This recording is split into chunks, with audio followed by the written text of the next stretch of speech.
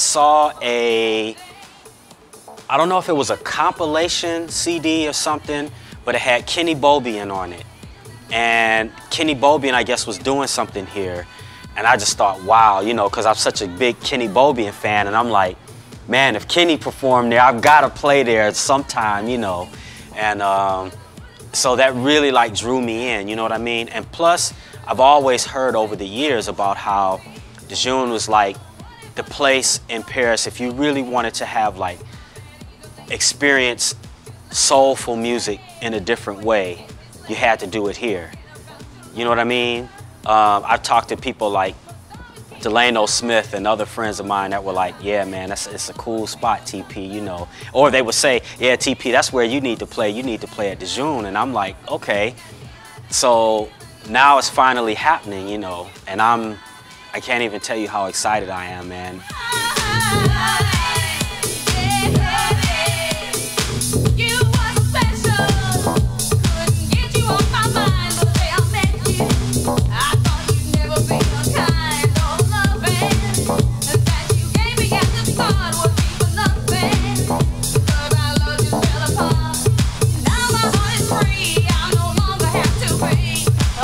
My first taste from my parents. Both my mother and father used to play a lot of music around the house from the time I was, gosh, as long as I can remember. So it was very usual that on any day, especially on the weekend, like maybe a Friday or Saturday, I'd hear music from Motown, Philly soul, that type of stuff, but also classical. My father was really into classical music, jazz. My dad was really into a lot of jazz, as well as a lot of like different types of gospel music as well. Everything from classic Mahalia Jackson type stuff to more current and contemporary artists. So just a wide variety, wide range of music that I was introduced to being little growing up.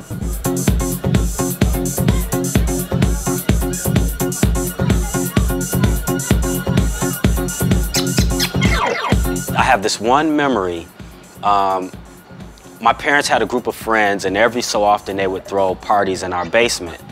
My parents were preparing for this basement party, and my dad took me with him, me and my older brother, to the record shop. So my dad's buying all these records or whatever, and I didn't know what they were, you know, because we couldn't listen to the records in the shop, but my dad knew what he was buying. So I remember when we got back to the house, and these were just little 45s, and my dad had this big stereo component set. So I put on this record called Lovin' Is Really My Game by Brainstorm. And that was like, I had heard other up-tempo records before, through Motown and other types of things, but something about that record just grabbed me at 8 years old. It was like, man, this record is like hot. I just remember feeling like this is a crazy, hot, bad record. Like this, I just really, so that was my first taste of what I would call club music. And then of course later on, once I got older and started getting more into, well, I actually started with hip hop, but evolving from hip hop and going into more of early what we call progressive back then, which was actually just a cross between disco and what was evolving into house music. It was becoming more electronic. But just hearing a lot of disco records or whatever from the time I was, I don't know, 11, 12 years old on. So yeah, my first taste was at 8, and then it just kind of like evolved from there.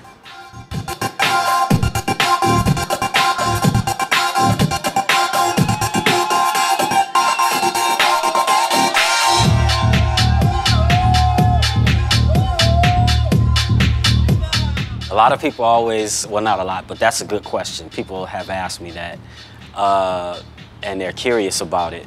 It was his first comic special on HBO, and I was watching one day, and he was going through his whole comic routine, and then at the end, he sits down at the piano and he starts playing. And it's like, wow, this guy can really play. Then he starts singing. And I'm thinking, wow, this guy can really sing. I really like his voice. So then he starts singing this song, Love Won't Make Me Wait. And he's going through it, I need to have you next. And I heard it in my head as he was doing it, and I thought, wow, that would be a great track. I really just like I instantly heard something else in my head, like I could picture the idea. So that's really where it came from. And then I just, you know, I sampled it and I kind of just built around it. So I just took the vocal pieces and I rearranged it. And then I just played new music underneath it, and that's how it all came together.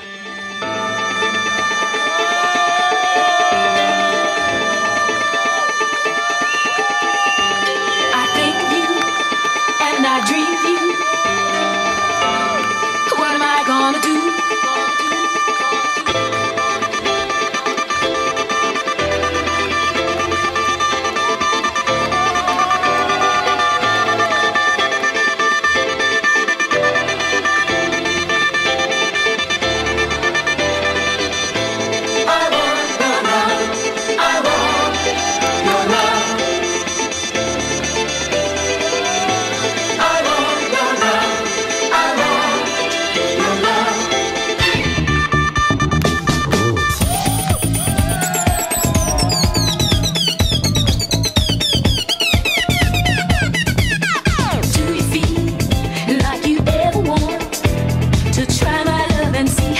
It's like having a neighbor and you say good morning, but you guys never talk.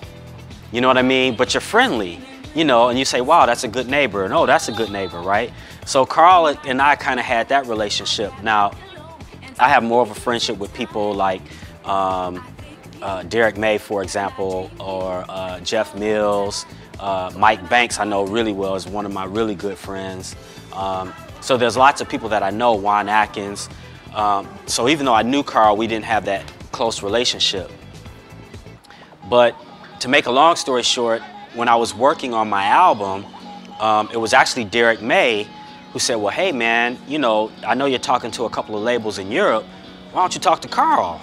You should, you know, let Carl hear your stuff. I think, you know, he might really dig what you're doing, and, you know, maybe something can happen. So I said, okay. So I contacted Carl. Carl said, yeah, let me hear the stuff.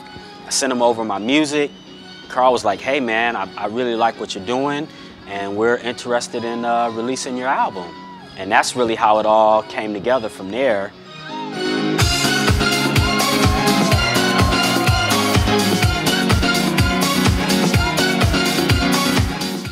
Currently, I have right now my album on Planet E, which is Carl Craig's label. It's called Life on the Back 9. It was actually released earlier this year.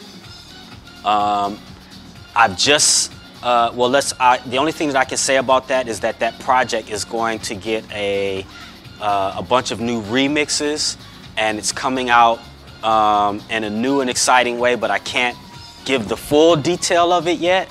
But it's really going to be exciting.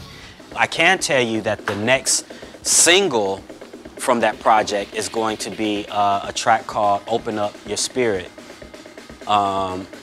A new remix that I've done, and I think there's some other remixes that are being done as well. And that track features an artist, a vocalist that I'm working with named Mirichka. I have relaunched my Intangible Records label. So on July the 7th, I believe is the official date, I have the next release coming, which is actually from Mirichka.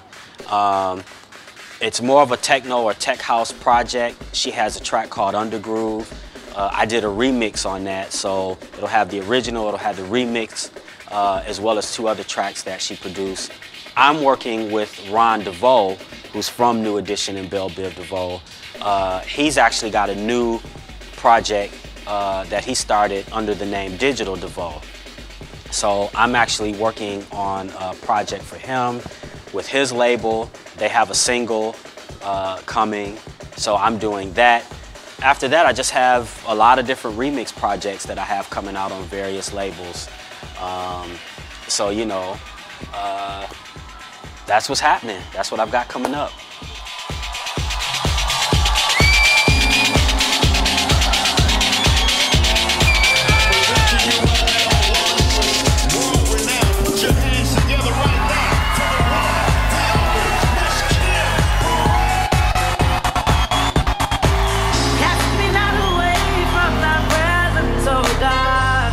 ignite our Holy Spirit from. Oh, it was amazing, amazing, amazing, amazing. Much respect from Detroit to Paris. One of the best events I've ever played, ever.